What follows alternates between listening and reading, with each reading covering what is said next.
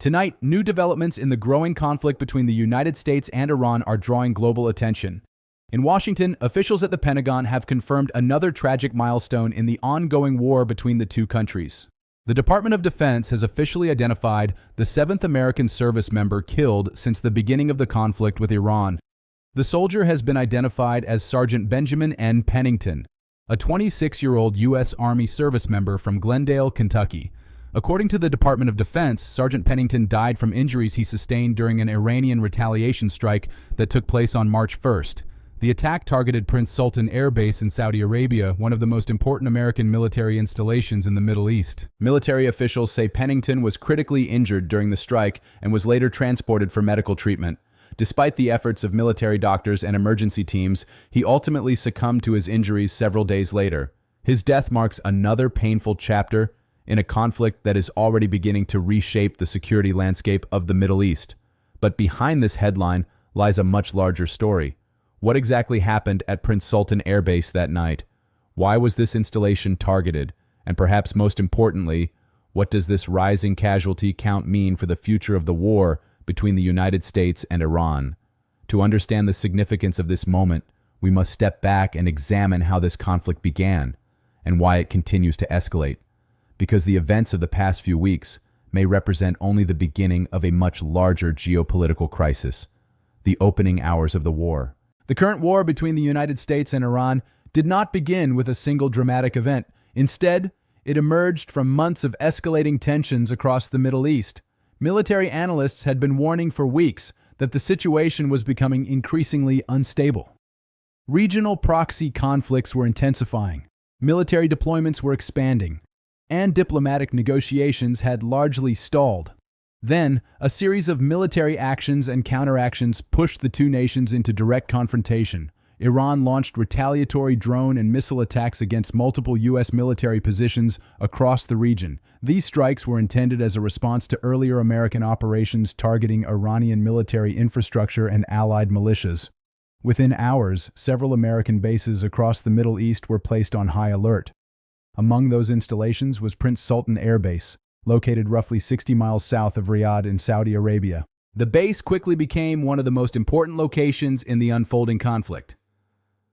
Why Prince Sultan Air Base matters. Prince Sultan Air Base is not just another military installation, it is one of the most strategically important bases used by the United States in the Middle East. The facility serves as a hub for missile defense coordination, intelligence gathering, regional command operations, air support missions. The base houses advanced radar systems capable of detecting missile launches hundreds of miles away. These systems form part of the United States Early Warning Network, designed to protect both military forces and civilian populations from incoming missile threats. From this location, American forces can monitor activity across large parts of the Middle East.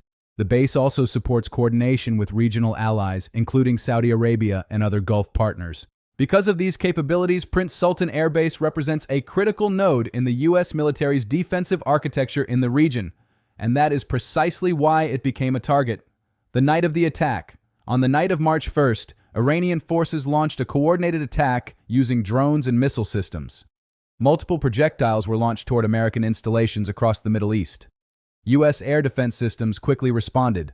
Several incoming drones and missiles were intercepted before they could reach their targets, but not all of them were stopped. At least one strike managed to reach Prince Sultan Air Base. The explosion caused significant damage to parts of the installation. Shockwaves from the blast damaged equipment and structures across the base. Several American personnel were injured during the attack. Among them was Sergeant Benjamin Pennington.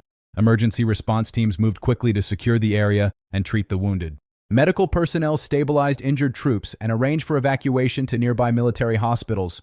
For several days, Pennington remained under intensive medical care, but the injuries he sustained were too severe, and eventually the Pentagon confirmed that he had died from those wounds.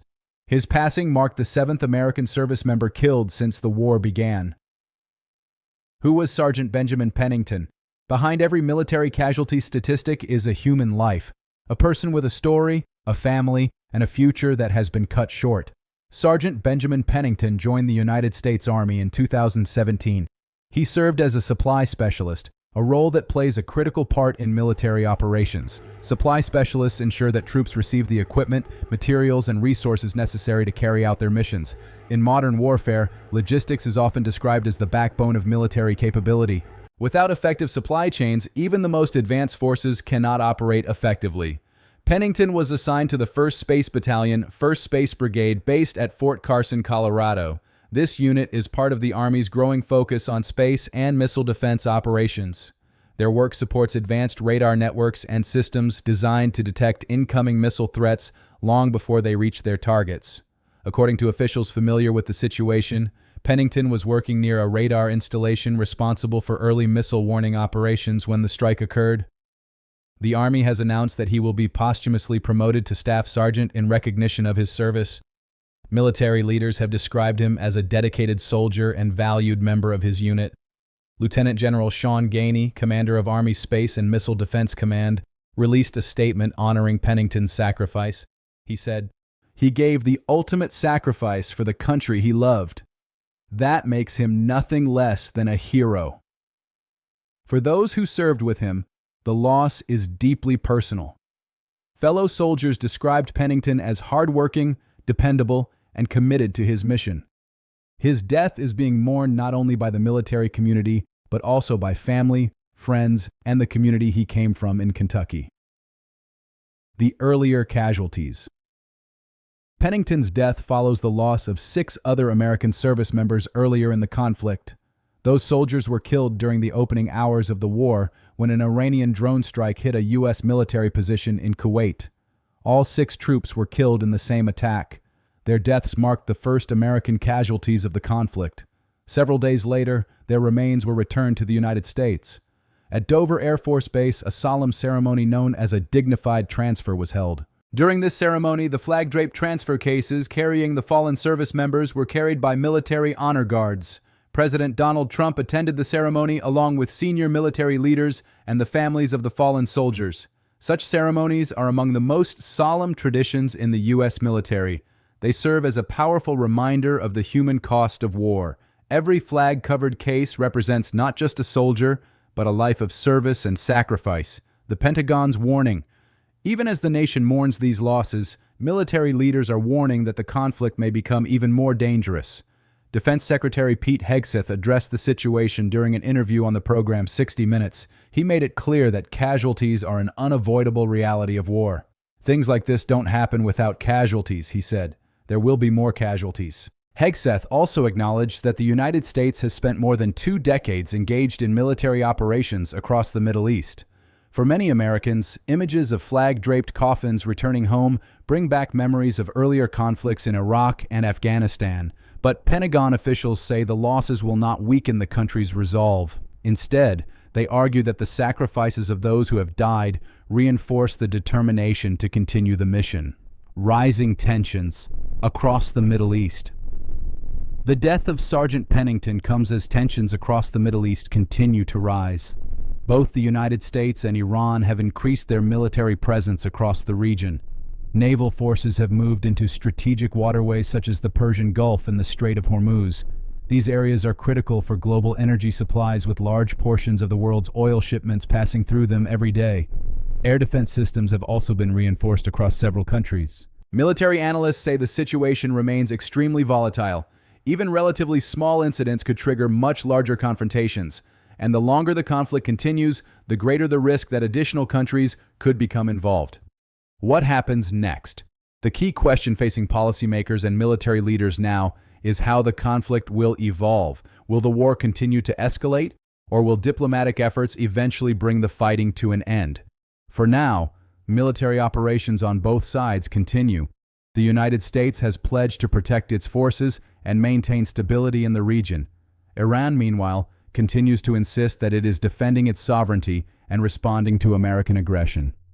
The future of the conflict remains uncertain, but one thing is already clear.